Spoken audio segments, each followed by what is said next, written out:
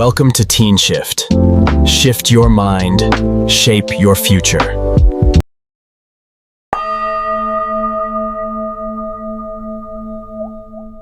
Force yourself to be disciplined. The way to change your whole life in 60 minutes, mindset and books. My dear friend, if there's one thing that keeps most people stuck in the same place, it's the mistaken belief that you need to be motivated before you can start taking action. How many times have you told yourself, "I'll do it when I feel like it"? How many times have you left a plan unfinished simply because you woke up feeling tired with zero inspiration? We've been taught the wrong thing for so long. Media, books, and social media constantly praise motivation as a magical flame, like the mandatory fuel for a breakthrough. People celebrate those moments of explosive inspiration. That moment you hear a song, watch a video, read a quote, and suddenly feel a rush of fire in your veins. But the truth is, motivation is like a passing breeze. It comes fast, it leaves fast, and it's never enough to sustain your whole life. Motivation is a fickle guest. Think back to the last time you set a goal to lose weight, learn a new skill, or launch a startup. Initially, your motivation was raging. You wrote plans, you made lists, you bought gear, you signed up for courses, but after just a few days, everything felt heavy. The cozy bed in the morning, the tempting movies at night, the silent urge to be lazy, they all came knocking.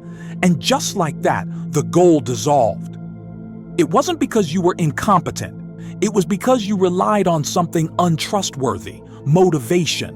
Motivation is an emotion, and emotions constantly change. Today, you're excited. Tomorrow, you're exhausted. Today, you're interested. Tomorrow, you're bored. If you live by emotion, your life will fluctuate with your mood, never stable. And that's exactly why so many people fail. They wait until they feel ready. But the harsh truth is, you will never truly feel ready. Discipline is the real foundation. There is a huge difference between the successful and the quitters. It's not about talent. It's not about luck. It's about discipline. Successful people don't wait for inspiration to act. They act even when they don't want to. They wake up early even when their body begs for more sleep. They focus on work even when their mind screams for entertainment. They choose the hard road instead of the easy one. You see, success is not the result of the days you felt motivated, but the result of thousands of days when you didn't feel like it but did it anyway. Discipline is the decision you repeat, regardless of your feelings. It's not glamorous, not romantic, not dramatic, but discipline is the bridge that takes you from a dream to reality. The blunt reality is you are fooling yourself. If you're listening to these words and still thinking you just need to find more powerful motivation, stop. You're not lacking motivation. You are lacking discipline. In fact, you've had plenty of motivation in your life. A few times a year after a seminar, a viral video, or an inspiring article. But it all evaporates. Why? Because you didn't have the discipline to keep that fire burning. Try asking yourself, how many times have you promised to start tomorrow? How many times have you made a to-do list only to abandon it? How many times have you started something and given up just because you lost interest? All these things prove that motivation cannot save you. It's just a short-term fix, like drinking coffee to stay awake for a few hours, but it's no substitute for real sleep. A marathon runner once shared that, in over 100 training sessions, he only truly felt motivated in less than 20. For the other 80, he didn't want to run at all. But it was those 80 sessions that made him a real athlete. If he only ran when he felt like it, he would never have finished the race. Here is the truth few dare to speak. Success is the accumulation of countless times you act when you don't feel like it. That is the essence of discipline. From a young age, our brains are wired to choose the path of least pain. That is a survival mechanism. But in the modern age, pain is no longer a wild animal. It's difficult tasks and tough challenges. And every time you choose the easy way out, you are reinforcing the habit of quitting. You want a healthy body? You have to force yourself to work out even when you don't want to. You want a thriving career? You have to force yourself to learn even when your mind feels heavy. You want solid finances. You have to force yourself to save even when you want to spend. It all starts with forcing yourself. Remember, nobody on earth prefers a hard task to an easy one. Nobody truly enjoys getting out of bed when it's cold. Nobody naturally likes sitting down to study when there are endless temptations outside. But the disciplined person understands that if they don't do it, they will pay double or triple the price in the future. And because of that, they force themselves. Right now, ask yourself, how many things are you postponing just because you lack the mood? How many dreams have you left behind because you lack discipline? And if you keep waiting for motivation, do you think your life will be different in 5 years? Or will you still be stuck repeating the same cycle today? Motivation is the spark, but discipline is the long game. If you want to change, don't let emotion lead the way. Let action drag emotion along behind it. The more you act, the more confident you'll feel. The more disciplined you are, the freer you'll feel. And from this moment on, you need to learn how to force yourself to be disciplined, not to torture yourself, but to respect your own future. Part 2. Face laziness. No negotiations. Have you noticed that laziness rarely appears in a clear form? It doesn't knock and say, "Don't do anything today." Instead, it's subtle, cunning, and creeps into the moments you are weakest. When you wake up, the bed whispers, "Just 5 more minutes." In the afternoon, your phone tempts you to scroll just for a bit to relieve stress. In the evening, you tell yourself, "That's enough for today, I can do it tomorrow." And just like that, laziness wins small battles, little by little, until it takes over your entire life. The dangerous thing is that laziness never runs out of ideas. It has an endless arsenal. Sometimes it comes under the guise of rest. Sometimes it wears the mask of fake busy work.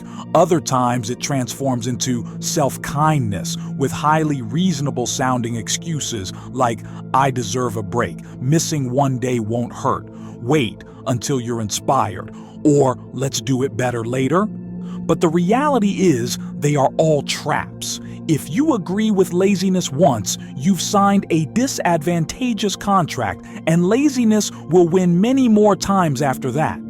Discipline starts the moment you decide not to negotiate with laziness. When the alarm rings, you get up immediately instead of lying there. When your mind says, "Do it later," you do it right then. When your body demands comfort, you choose to step out of your comfort zone. The more you negotiate, the more you lose. The more decisive you are, the stronger you become. Try to recall the times you procrastinated. At first, it was just a small decision. No workout today, I'll do it tomorrow. But when tomorrow came, laziness gave another reason. It's a bit chilly, rest again. And soon, a day turned into a week. A week turned into a month. Your body wasn't as healthy, your confidence dropped, and your self-belief wavered. It all started with that first negotiation. Laziness has an even more dangerous trick. It hides under the label of being busy. You think you're working, but you're just rearranging stuff, scrolling social media, or looking up extra research materials. You think you've put in the effort, but there's no progress in the result. That is laziness in the guise of fake productivity. It makes you think you're moving forward when in fact you're just going in circles. To become disciplined, you must learn to call laziness by its proper name. Don't let it fool you. When you pick up your phone and scroll aimlessly, admit that it's laziness. When you eat an extra sweet treat just to avoid work, admit that it's laziness. When you busy yourself with small tasks to avoid important duties, admit that it's laziness. Only when you look it straight in the eye can you fight it. Discipline doesn't require you to be a superhuman. It only requires you to identify laziness the moment it appears and immediately refuse to negotiate. The faster you refuse, the weaker laziness's power becomes. But if you hesitate, if you start arguing with yourself, you will almost certainly lose. The brain is excellent at finding reasons to protect comfort, and you cannot win an argument like that. The only way to win is not to argue, but to act immediately. You need to understand this. Every time you choose discipline instead of giving in to laziness, you are reprogramming your brain in a new direction. The brain learns how to react to situations. If you keep choosing to lie down, the brain defaults to rest is the best option. But when you resolutely get up, even for just a minute, you are teaching your brain that action is the priority. Repeat this long enough, and you will form a new instinct, the instinct of discipline. Conversely, every time you give in to laziness, you are also teaching your brain to choose the easy way. When you need to focus and exert effort, the brain, which is accustomed to quitting, will pull you back to the old habit. That's why procrastinators find it harder and harder to change. They have programmed themselves into a cycle of failure. To break that cycle, start with very small moments. Tomorrow morning, when the alarm goes off, get up immediately. No hesitation, no negotiation. If you're about to scroll online out of boredom, put the phone down and do something productive for 2 minutes. When your body demands rest, force yourself to do one more rep. These seemingly trivial moments are where you build discipline. Remember, discipline isn't about one great achievement in a day, but about refusing to negotiate with laziness hundreds of times in small matters. Those tiny choices determine who you are. A disciplined person is not someone who has never been lazy, but someone who recognizes laziness as soon as it appears and refuses to sign a treaty with it. Every day, ask yourself one question. Are you choosing short-term comfort or long-term future? The answer determines whether you repeat today or break through. Therefore, from now on, view laziness as a silent enemy. It might disguise itself as sleeping in, using your phone, or doing meaningless busy work. As long as you decisively say no and get up to do it immediately, you've defeated it. Every victory adds another layer of armor, another layer of discipline, protecting you from countless temptations. Part 3. Immediate action. The power of instant reflex. Have you noticed that most procrastination starts with a very brief moment of hesitation? You intended to exercise but told yourself just a few more minutes lying down. You wanted to write a page but opened your phone to scroll for a bit to ease into it. You planned to make that important call but deferred it until after you had a glass of water.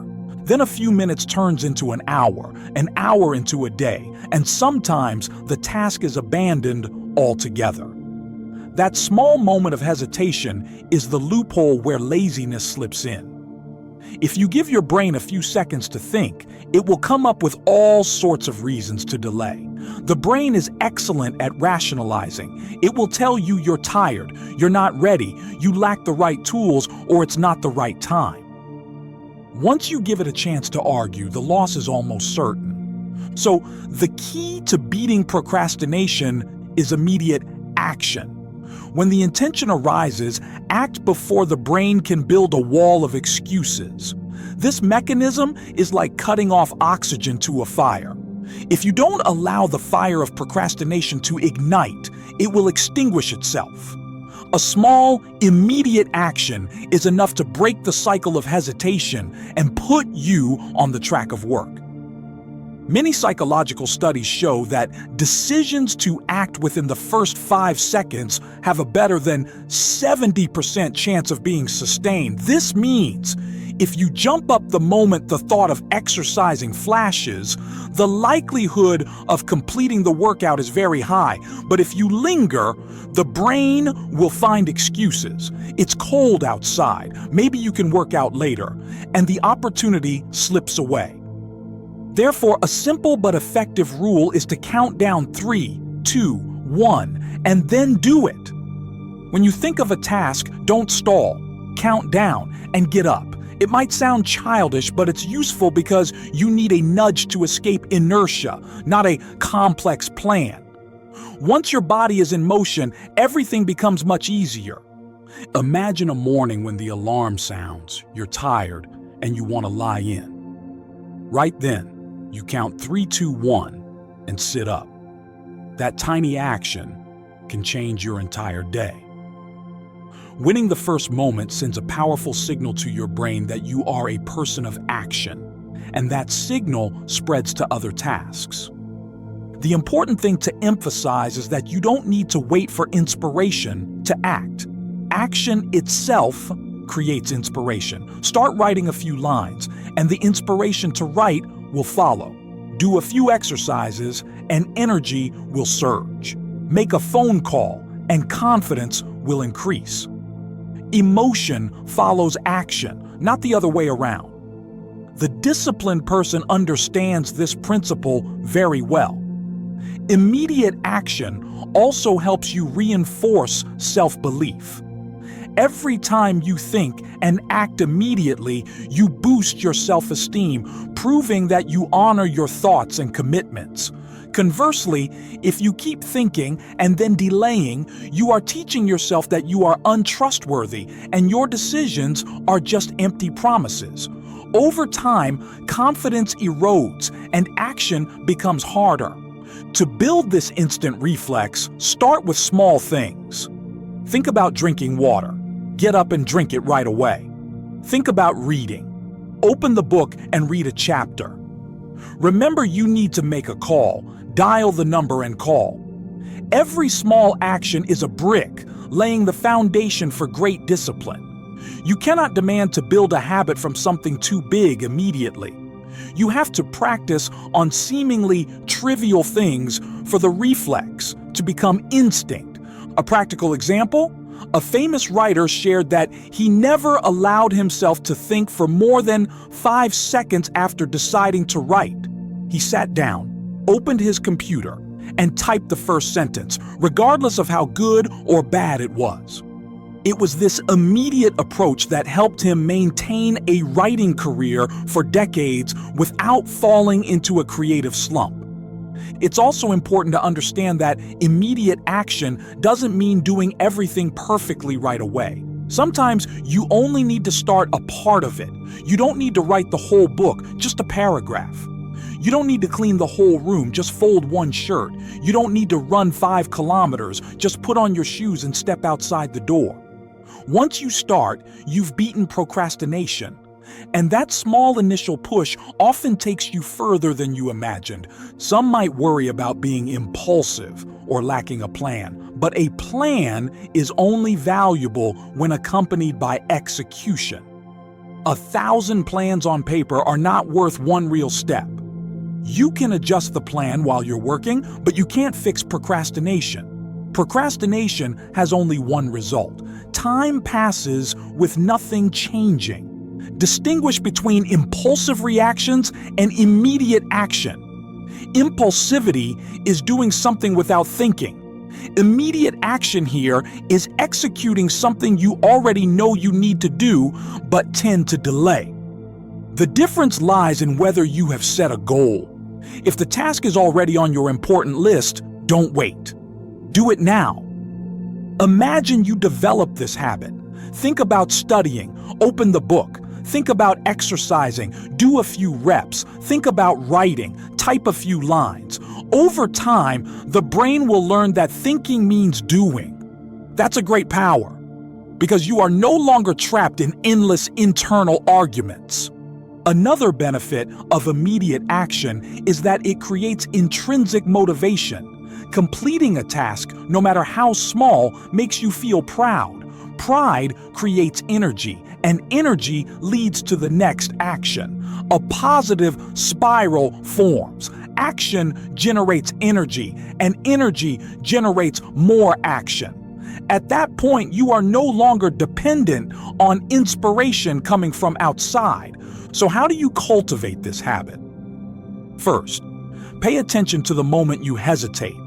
That's the cue to practice. When the thought arises, count 3, 2, 1 and do it immediately, even if it's just a part. Don't think too far ahead. Don't give the brain a chance to make excuses. Afterward, give yourself a small reward with a feeling of pride or a positive note. The most important thing is to maintain it every day until it becomes instinct. You'll soon notice the difference. Starting used to be hard, now it's much easier. You used to think for hours without doing. Now you act immediately and complete the task.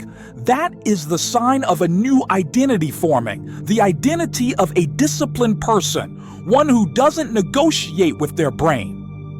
Finally, remember that immediate action is not always comfortable. Many times, it completely contradicts your emotions, but those are the moments that build discipline. Inner strength is not born in favorable times, but when you overcome the urge to be lazy and act when you really don't want to. From today, practice one simple lesson. Think is do. No hesitation, no negotiation. Just keep practicing, and you'll see that discipline is not out of reach, but a skill you can train every day. Part 4. Managing mindset and inner dialogue. Everything you do in life starts with a thought. Every decision, every action, every success or failure has its roots in your head.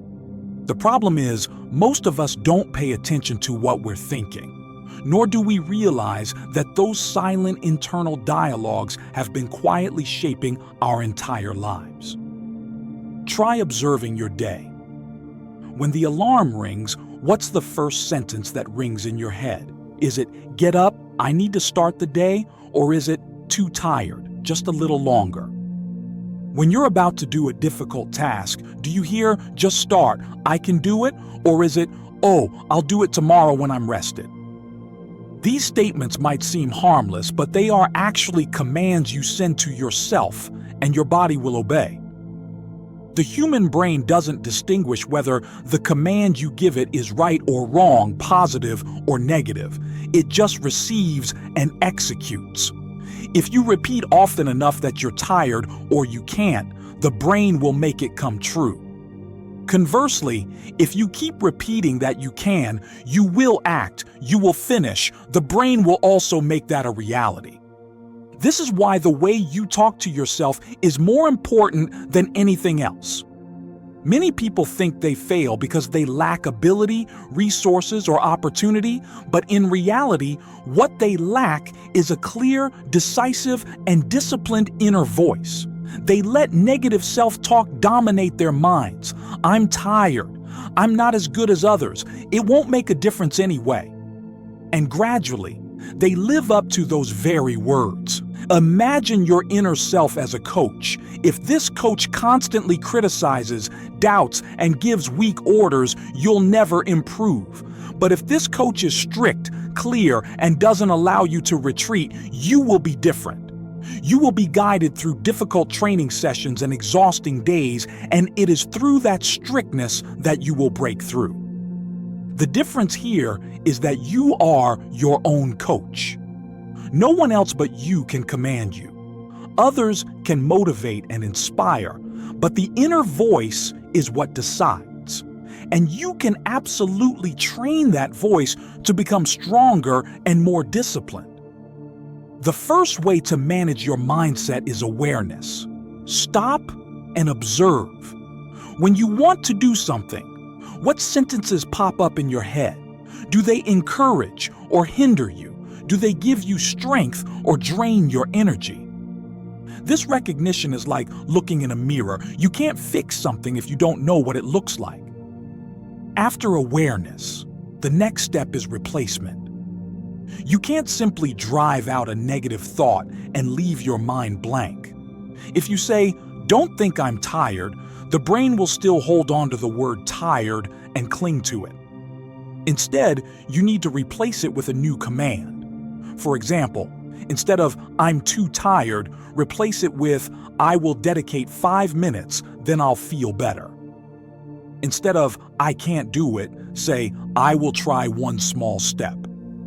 Replacement is not about lying to yourself that everything is easy, but about directing your mind towards a solution. When you shift from a negative affirmation to an action affirmation, you create a new path for your brain. And if you repeat this path enough times, it will become the default groove. Another important principle is clear, decisive language. Many people fail at self-discipline because they use vague command sentences. They say, "Maybe I'll do it. I'll see how it goes. Maybe later is fine too." These are statements that open the door to procrastination. In contrast, a disciplined person says, "I'm doing it now. Starting in 3 seconds. I'll take a break after this task is done." The clearer the language, the more certain the action. This is like commanding an army. If the command is vague, the soldiers will be confused. If the command is decisive, everyone will act. Your brain is the same. It needs to hear clear, firm commands. Therefore, from today, practice speaking to yourself with the tone of a commander, not a hesitant person. You also need to realize that negative language doesn't just come from you, it comes from your environment.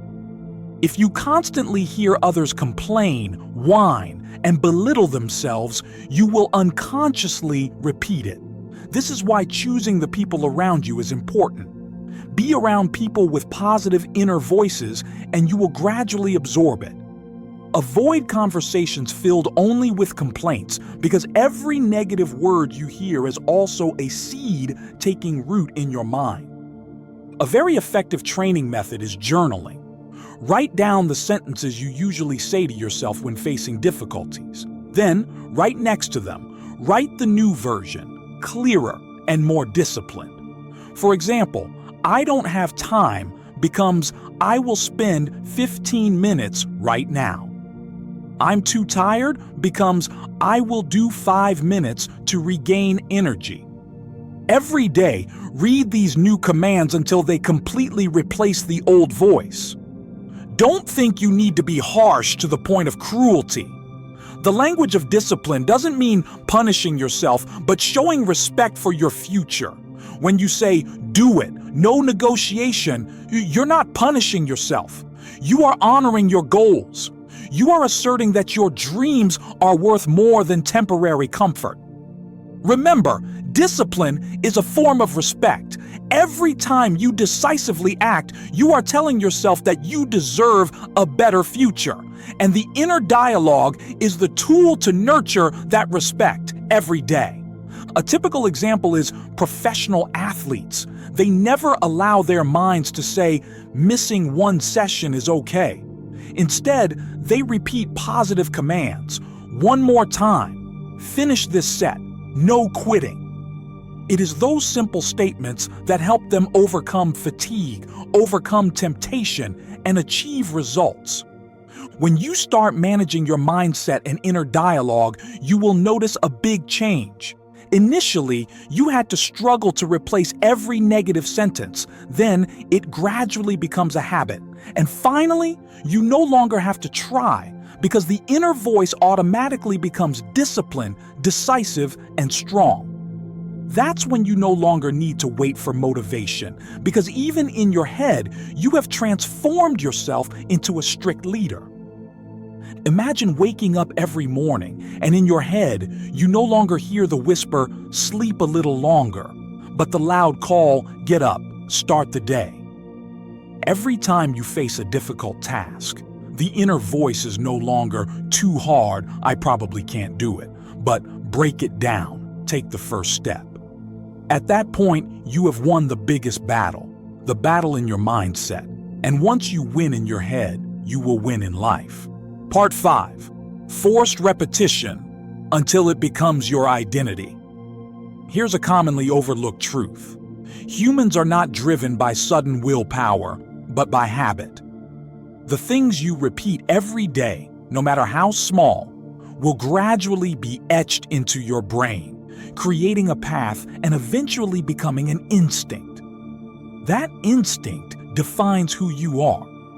You don't need to consider whether you should brush your teeth every morning because it's already a habit. You also don't have to fight to open your phone when you're bored because it's automatic. So why not turn discipline into a habit, into a natural reflex like breathing? The crux lies in repetition. Discipline is not born from one explosive day, but from the days you force yourself to do the same thing over and over until the brain considers it obvious. It will be hard at first. Every new action meets resistance. The brain loves familiarity and hates change. It will resist, raising all sorts of reasons for you to stop. But if you are persistent, if you force yourself to repeat, a day will come when the resistance vanishes, replaced by a sense of normalcy. At that point, the behavior has become a habit. Remember the first time you worked out. You were sore, tired, and just wanted to quit. Keep it up for a few weeks and your body starts to adapt. Keep it up for a few months and exercise becomes a necessity. You feel uncomfortable if you miss it. That is the power of forced repetition. Learning a foreign language is the same. Initially, it's awkward, you're shy about pronunciation, and your mind struggles to memorize, but if you study every day, even for just 15 to 20 minutes, the brain gets used to it. At some point, studying becomes natural. Then, you don't need to force yourself anymore because it belongs to you. The problem with most people is quitting too soon. They start strong, feel discomfort, and stop. They dig a hole, hit a layer of hard ground, and abandon the effort so they never reach the water. A disciplined person understands that the uncomfortable phase is a checkpoint. Getting past it opens up new territory. Quitting means going back to the starting line. Neuroscience shows that neural connections strengthen through repetition. Each action is like stepping on a path in the forest. The more you walk, the clearer the path. Stop walking, and weeds cover it. Walk long enough, and it becomes the main road, to the point where you turn onto it without thinking. Habits work exactly like that. So how do you apply this principle to make discipline your identity? First, choose a specific, small, but meaningful action. Don't overdo it, or your brain will react strongly. Just one thing, but do it daily. For example, write a journal entry in the morning, read 5 pages of a book, exercise for 10 minutes, turn off your phone before bed. Maintain it long enough, and that action will be tied to the definition of who I am. The key is consistency. Many people think doing a lot in one go is better, but in reality, doing a little bit consistently is what creates lasting change. Reading 100 pages in one day and then stopping for a month won't stick. Reading 5 pages every day for a month, you've not only gained a new habit, but also digested hundreds of pages. You also need to be ready to face boredom. It's unavoidable. The brain likes novelty, but novelty doesn't create strength. Only repetition etches discipline deep. So when you feel bored, don't stop. View it as a sign that you are reaching the threshold of habit formation. Overcoming boredom is when the new behavior truly takes hold. A practical way to sustain it is to anchor the new action to an old one. After brushing your teeth in the morning, read 5 pages. After drinking water, do 10 push-ups. Before turning off the light, write 3 things you are grateful for. This link creates a cue that helps you remember and makes it easier to do. Gradually, the brain views the new action as part of the familiar sequence. Remember, you are not just building an action, you are building an identity. Repeat it long enough, and you will no longer say, "I am trying to exercise," but "I am a person who exercises." No longer, "I am trying to read books," but "I am a reader." That is the most powerful transformation from behavior to identity. When discipline becomes your identity, you no longer have to expend willpower to maintain it. Everything becomes automatic. Just as you never forget to brush your teeth or eat, you won't forget your disciplined actions. At that point, you are truly free, no longer struggling with laziness every day because you have reprogrammed yourself. If you ask how long it takes for an action to become a habit, the answer depends on the person and the task. Some research says 21 days, some say 66 days or more, but the number doesn't matter.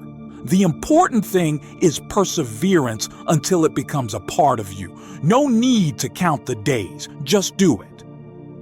Then one day, you realize you've changed without knowing exactly when. Remember, first you carry the habit, then the habit carries you. At first you need to struggle and force yourself, but gradually the habit will automatically push you forward. At that point, discipline is no longer something you have to force, but the natural rhythm of life. Part 6. Positive pressure. Turning deadlines into launch pads. In life, most people view pressure as something heavy, scary, and to be avoided. But the truth is, pressure is not the enemy. On the contrary, it can become an extremely powerful tool if you know how to harness it. We often work the hardest, focus the most, and are most effective when there are clear deadlines, when there is no choice but to act. The problem is, most people only act when forced by external factors, a submission deadline, an exam, a meeting, a work project. But the disciplined person knows how to proactively create pressure, turning it into a lever to force themselves forward. Try to remember the last time you completed a task the night before the deadline. For weeks, you might procrastinate and delay. But with only a few hours left, you switch to full power mode. That proves one thing. You don't lack ability. You don't lack energy. You only lack the pressure to force you to use your full potential. Discipline, therefore, isn't just about knowing what to do, but also knowing how to create the conditions that force you to do it. One of the simplest ways is to set shorter deadlines. If you give yourself a week to finish, you'll take the whole week. If you only give yourself 2 days, you'll find a way to complete it in 2 days. This is Parkinson's Law. Work expands to fill the time allotted for its completion. The disciplined person understands this and shortens the time to concentrate their energy, not allowing laziness to creep in. Positive pressure can also be created by making public commitments. When you tell others your goal, especially people you respect, you put yourself in a position where you are obligated to act. You don't want to lose face. You don't want to be seen as breaking your word. This social pressure motivates you more strongly than even internal drive. Many successful entrepreneurs share that they intentionally announce their projects, even if they are still incomplete, to bind themselves to the public promise. At that point, they have no retreat, only moving forward. Another form of positive pressure is making a financial bet. Humans are very afraid of loss, sometimes more than they desire gain. If you want to seriously pursue a habit, set a financial commitment. For example, if you miss more than 3 workouts in a month, you will transfer an amount of money to a cause you dislike. The feeling of loss will force you to maintain discipline, even when you are not interested. Pressure also comes from raising your personal standards. When you lower your standards, you always have a reason to comfort yourself. But when you raise your standards, you are forced to strive. For example, instead of accepting being 5 minutes late for work, you set the rule of never being late. Instead of being satisfied with good enough, you force yourself to achieve the best possible within your capacity. The higher the standard, the greater the pressure, and that pressure keeps you in the orbit of discipline. Another powerful tool to create pressure is visualizing the consequences of comfort. Comfort today often comes at a very high price tomorrow. Every time you decide to skip a workout, imagine your body in 5 years, tired and weak. Every time you decide to procrastinate, imagine your career stagnating, opportunities slipping away. When you see the price you have to pay, the pressure from your own future will pull you back to the present. Positive pressure is not intended to make you stressed, but to create a sense of urgency. Time is the only resource that cannot be regained. If you don't feel the urgency, you easily let today slip by fruitlessly. The disciplined person always lives with a sense of time being precious. They know every hour is a brick building their future. A typical example is an athlete. Before a competition, they set up tremendous pressure on themselves with goals, with expectations from their coach and the audience. That pressure is what makes them train day and night, overcoming fatigue and pain. When it comes to the competition day, the pressure turns into power.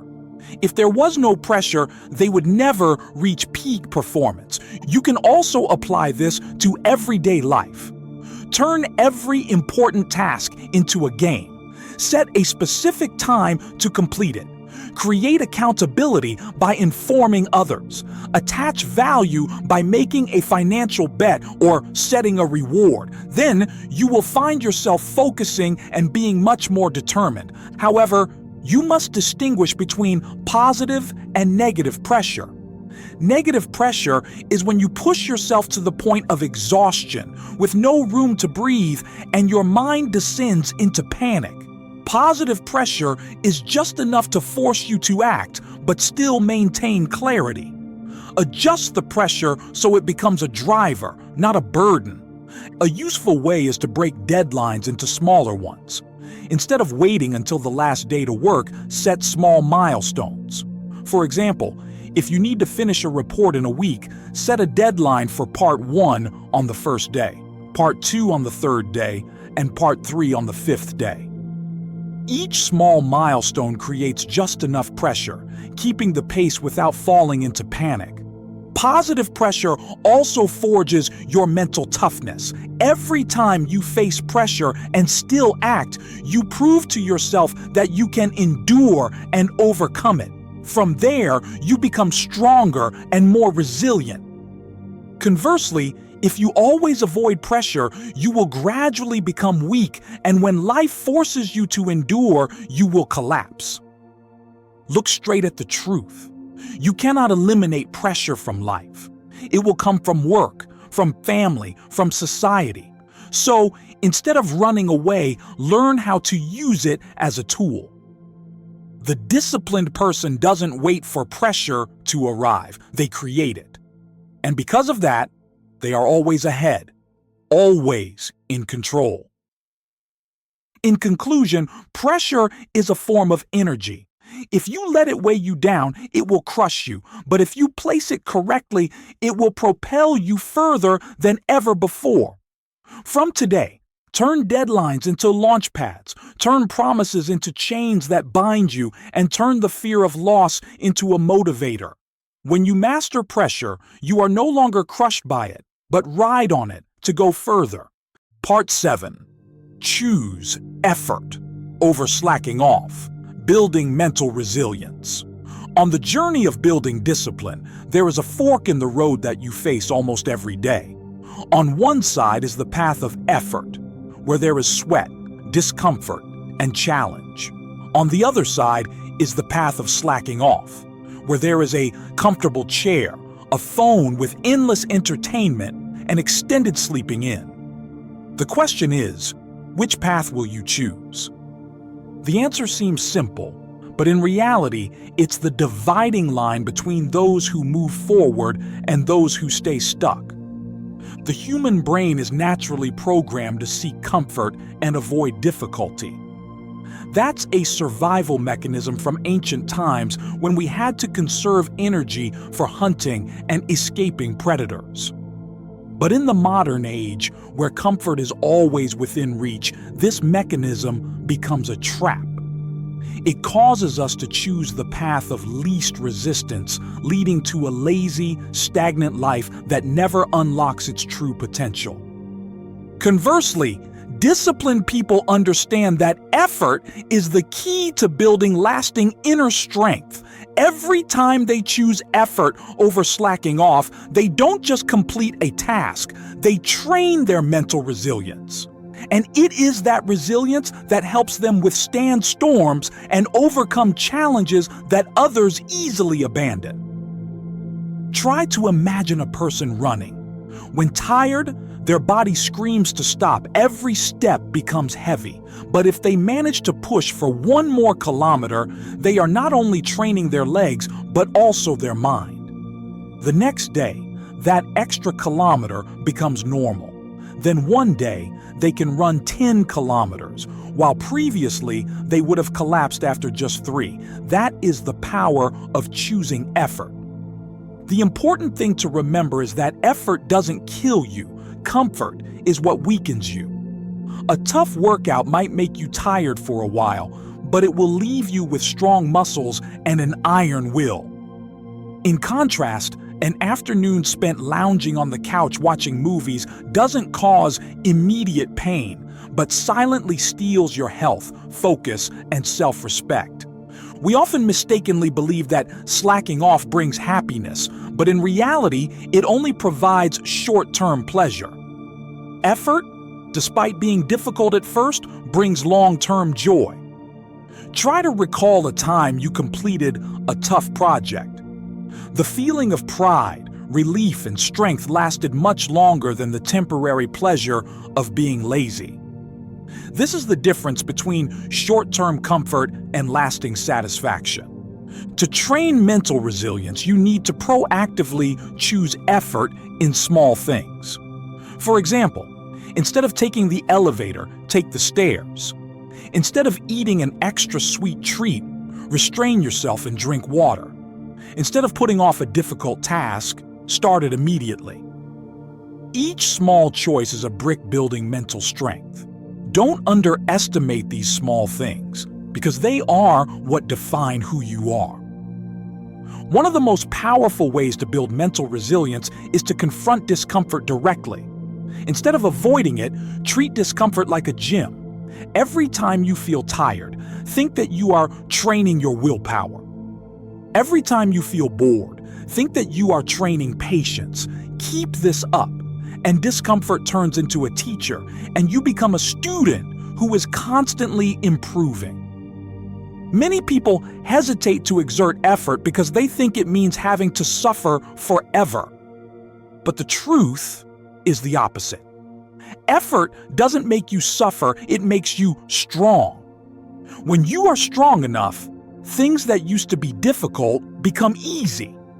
Instead of living a life full of helplessness and regret, you live a life full of control and confidence. And this only happens when you consistently choose effort every day.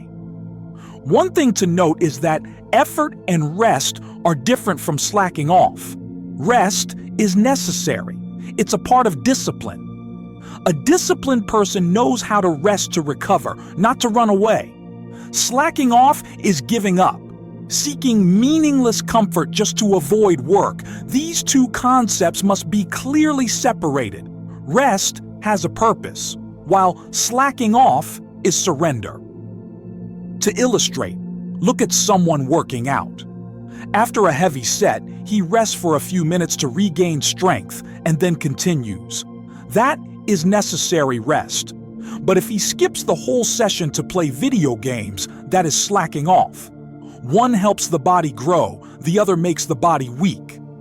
And in life, you need to learn to choose the right kind of rest instead of rationalizing slacking off. A useful skill to build mental resilience is to set a no-break rule. For example, you set a rule that every day you must complete at least one important task, no matter what. Once decided, you force yourself to do it, regardless of the weather, fatigue, or busyness. Every time you keep that rule, you train another layer of resilience for your mind. And gradually, you become someone capable of overcoming any circumstance.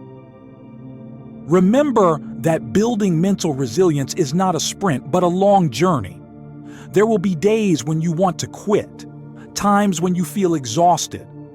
But it is in those moments that you have the golden opportunity to grow, because if you only do it when it's easy, you will never become strong.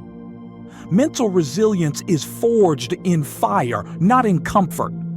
When you choose effort over slacking off, you are sending an important message to yourself, that you value your future more than the present, and you value growth more than fleeting pleasure.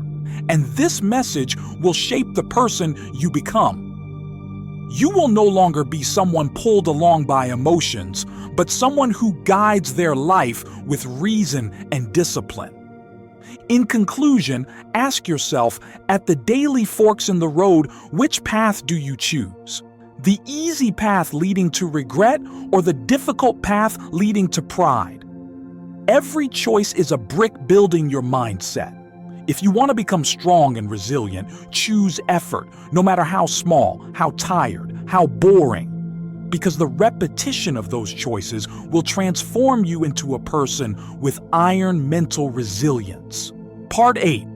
Controlling short-term impulses with a long-term vision. There is a silent enemy that most of us face daily, but few recognize. These are short-term impulses. Impulses are sudden, strong, but fleeting urges that pull you off the path of discipline. It could be the craving for a sweet treat right in the middle of a diet. It could be the urge to lie in bed for another 10 minutes when the alarm goes off. It could be the addictive need to scroll through your phone, even though you know you have a mountain of unfinished work. Impulses have a very dangerous characteristic. They are sweet in the present but leave a bitter taste in the future. You satisfy the impulse now, but tomorrow morning when you see your weight gain, the piled up work, or the missed opportunity, all you have left is regret. And regret is the heaviest price we pay for moments of weakness. Conversely, a disciplined person does not let impulses lead the way. They know how to stop, look beyond the present, and make decisions based on a long-term vision. Instead of asking, "What do I want now?" they ask, "What do I want in 5 years?" Instead of indulging a craving, they remember their health goal. Instead of staying in bed for a few more minutes, they remember their dream of financial freedom. It is this difference in perspective that creates a huge gap between those who live carelessly and those who live disciplined lives. Try to imagine, if you waste 30 minutes a day on social media due to impulse, you'll lose over 180 hours in a year. If you skip a small workout due to laziness, you'll lose over 30% of your results in a month. Small impulses seem harmless, but when accumulated, they steal your entire life. So how do you control impulses? The first step is recognition. You need to be alert to notice when you're being pulled by an impulse. When the phone vibrates, when the smell of food wafts in, when the urge to sleep strikes, stop and ask, is this a planned decision or just an impulse? Just by recognizing it, you have a 50% chance of winning. The second step is to create a pause. Impulses are usually strongest in the first few seconds. If you react immediately, you will lose. But if you create a pause, just 5 to 10 seconds to take a breath, the intensity of the impulse will drop. In that pause, you can recall the long-term consequences, remember the bigger goal. That's when reason has a chance to speak. A very effective method is to visualize the cost of indulging the impulse. When you want to eat an extra sweet treat, imagine the sight of yourself being heavy and tired after a few months. When you want to skip a workout, imagine the feeling of regret when you see others move ahead while you remain stuck.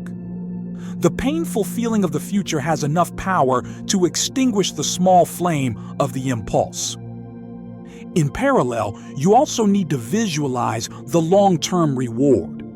Imagine a healthy body, a thriving career, solid finances, and self-respect surging every time you overcome yourself. Our brains are driven by images. If you constantly plant images of long-term achievement in your mind, you will find you have more strength to resist short-term temptation. Another practical way is behavior replacement. When an impulse arises, instead of struggling to fight it, replace it with another action. When you want to eat sweets, drink a glass of water. When you want to scroll your phone, get up and walk around for a few minutes. When you want to slump down, do a small task like folding the blanket or washing your face. Replacement helps you avoid having your energy consumed in conflict, but redirects it towards a beneficial action. The most important thing is frequent practice. Impulses will always appear. You cannot eliminate them. But every time you successfully resist, you train another layer of armor for yourself.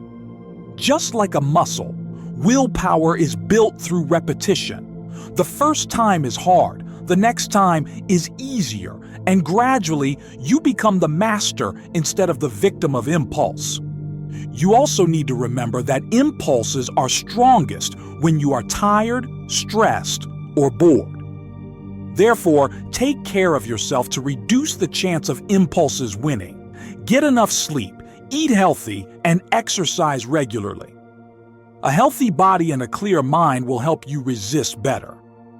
Many people think that controlling impulses means living a miserable life without enjoying anything. But the truth is not like that. You can absolutely enjoy life, but enjoy it mindfully, not instinctively. Eat a delicious meal because you want to savor it, not because you are driven by a craving. Rest when you need to recover, not because you are being lazy. At that point, you are truly free. Discipline doesn't kill joy, it gives you real joy. The joy of control, of progress, of looking back and seeing that you are no longer a slave to temptation. That joy is stable, deep, and lasts longer than any short-term gratification. Finally, remember that an impulse only lasts a few seconds, but the consequences of giving in can last for years. Every time you beat an impulse, you are winning a battle for your whole future. And when those small victories accumulate, you will build a person who is disciplined, stable, and strong. Part 9. Focusing energy on what matters. Every morning when you wake up, you have a certain pool of energy. This energy is like the money in your bank account. If you spend recklessly on trivial things, you'll have nothing left to invest in what's important by the end of the day. The problem with most people is not that they do nothing, but that they do too many things that don't matter, leading to exhaustion without achieving any results. Real discipline is not just about forcing yourself to work, it's about knowing how to focus your energy on the essential. Some people are busy all day, but when asked how much closer they've moved toward their goals, they are confused and can't answer. They answer emails. They scroll social media to keep up to date. They attend all kinds of meetings. But when they look back, those activities haven't moved them forward at all. This is the trap of fake productivity. The disciplined person understands that not all tasks have equal value. 20% of the work brings 80% of the results, and they focus their energy on those exact tasks. Try asking yourself what is truly important in your life. It could be health, career, finances, or family. If these are the pillars, then most of your energy must be poured into them. But in reality, many people do the opposite. They spend time on minor things and then have no strength left for the crucial ones. For example, a person wants to write a book but spends hours tweaking emails, organizing computer files, or watching inspirational videos. As a result, the book never gets written. A student wants high grades but spends more time chatting in groups and playing games than studying. An employee wants a promotion but spends energy on news and entertainment instead of improving skills. All these are examples of energy dispersion. The disciplined person chooses priorities. They know that saying yes to what is important means saying no to countless other things. They are not afraid to decline meaningless invitations, turn off phone notifications, or discard distracting things. They protect their energy like a precious asset because they understand that every bit of energy needs to be invested in the right place. A simple yet extremely effective tool is the rule of 3. Every morning, write down the 3 most important things you need to complete that day. These are the tasks that have a big impact on your long-term goals. Then focus on completing those 3 before touching the small stuff. When these 3 tasks are done, no matter how busy the rest of your day is, you are still closer to your dream. To focus energy on what's essential, you also need to understand your golden hour. Everyone has certain times of the day when their brain is most alert and creative. For many, that's early morning. For others, it might be the late afternoon or evening. The disciplined person does not waste their golden hour on trivialities. They save it for the hardest, most important work, because if you let it slip away, you'll struggle to regain that level of focus later in the day. Another secret is eliminating fake productivity. Don't confuse busyness with effectiveness. Constantly organizing your desk, checking email 10 times an hour, attending every meeting, all only make you feel like you're doing something. But the truth is, they only drain energy without delivering results. The disciplined person always asks, will this move me toward my goal? If the answer is no, they are ready to let it go. You also need to learn how to protect your focus. Fragmented energy is the reason why many people never reach peak performance. Every time you are interrupted, your brain has to spend minutes returning to a focused state. If you let notifications, messages, and calls interrupt you all day, you are literally draining your own battery. The disciplined person knows how to create a zone of no interruption. Turning off social media, closing the door, setting silent mode, all to focus all their energy on the main task. Focusing energy on what matters is not just about work, it's about how you live. If you spend too much energy comparing yourself to others, you won't have the strength left to improve yourself. If you expend energy on anger or sorrow, you won't have any left to love and create. Discipline means being selective with your emotions, even your relationships, to reserve energy for what truly builds you. Imagine your energy as a laser beam. If it spreads out, it's just normal light, enough to illuminate the path.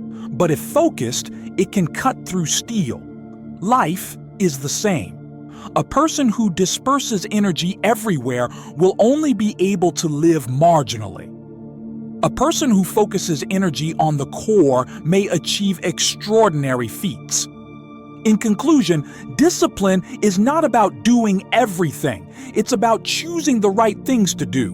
When you focus your energy on what's essential, you move faster and avoid burnout. You only have a certain amount of battery life each day. Use it to build your future. Don't let it run out on meaningless things. Part 10. Action without motivation. Living by a disciplined identity. Here's a truth many people don't want to accept. Motivation is fickle. It comes and goes like the wind. Some days you feel full of energy and want to work double, but there are also days, for no particular reason, when you don't want to lift a finger. If you let your life depend on motivation, you'll live a life of constant ups and downs, one day working, the next day quitting. That's why many people start strong but never finish. The disciplined person understands that motivation is only a bonus, not a prerequisite. They don't wait for inspiration to start working. They act because they have decided to, because it's their guiding principle. When you act without motivation, you are building a new identity, the identity of a disciplined person. The difference is, the average person relies on emotion to act, while the disciplined person relies on identity. When you define yourself as a disciplined person, you act because that's who you are, not because you feel like it today. Just as a soldier doesn't need motivation to pick up a gun, it's duty. Just as a father doesn't need inspiration to care for his children, it's obligation. When you link discipline to identity, it becomes a part of who you are, not a temporary choice. To reach this level, you need to create unshakable rules. For example, waking up exactly when the alarm goes off every morning, exercising for at least 30 minutes every day, reading at least 10 pages of a book every day. When the rule becomes your identity, you don't ask yourself if you should do it. You just do it because that's you. An effective strategy is to build habits that are non-negotiable. Like brushing your teeth every day, you don't need motivation, you do it because it's obvious. Choose a few core habits and make them automatic in your life. It might take willpower initially, but after a while, it becomes automatic. At that point, you no longer need motivation. The important thing is to shorten the distance between decision and action. The longer you wait, the more opportunity you give your brain to make excuses to delay. The disciplined person doesn't give themselves room to negotiate.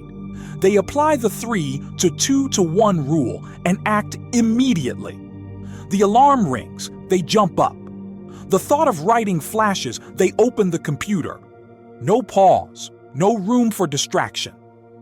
Many people mistakenly believe that disciplined people are never tired or bored. But they get tired and bored just like everyone else.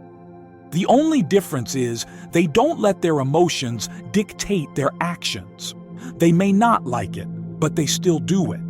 And it is those days of working when they feel awful that create the huge gap between them and the majority.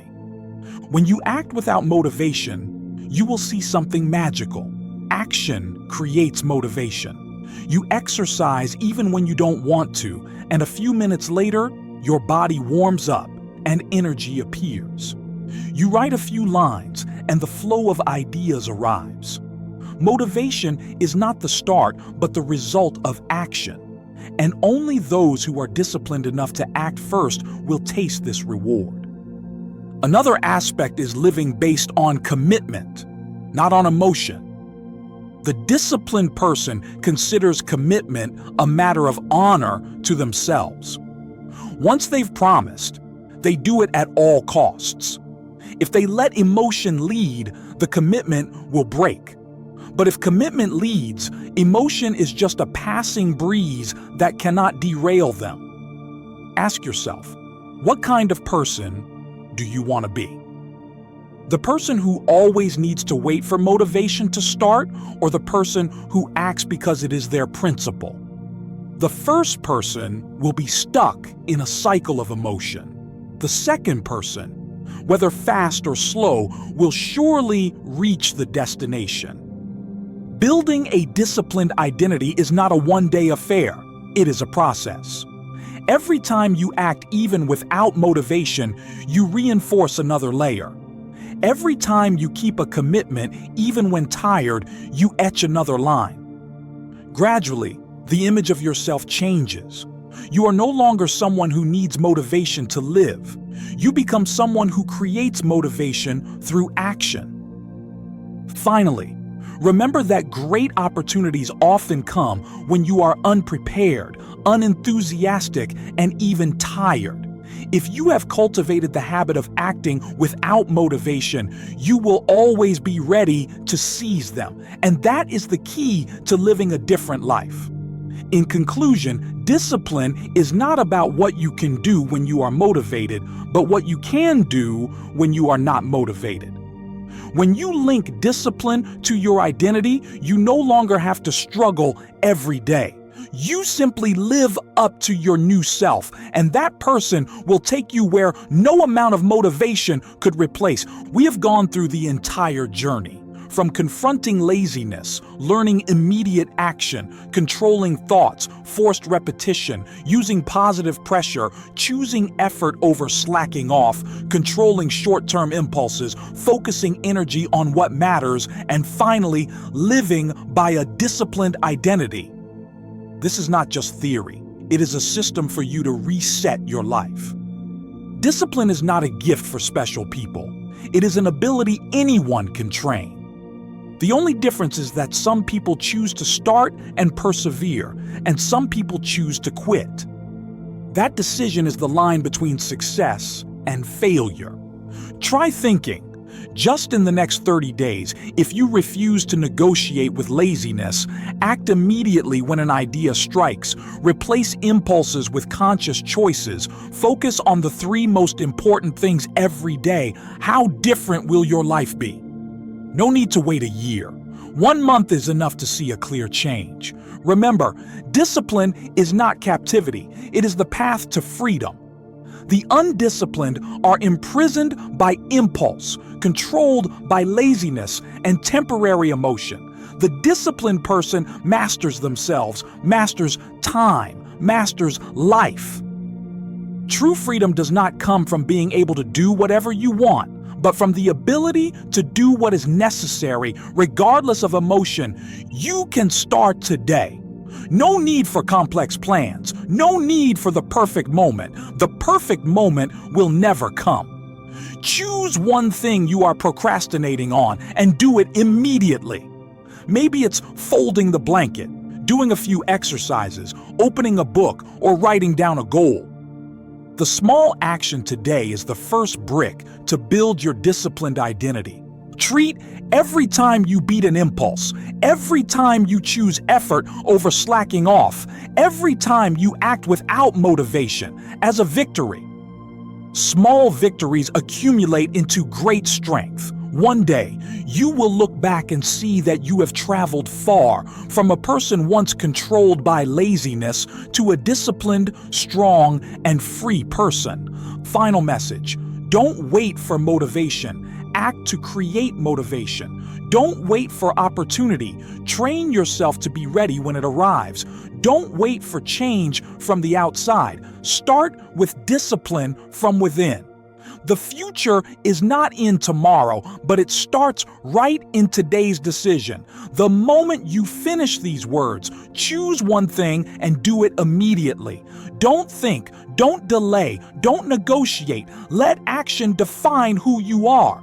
Discipline is not the goal, but the road.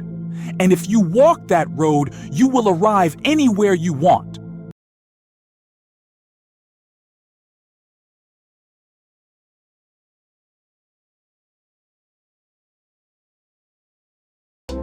Thanks for watching. Remember to keep your mind growing. Shift your mind. Shape your future.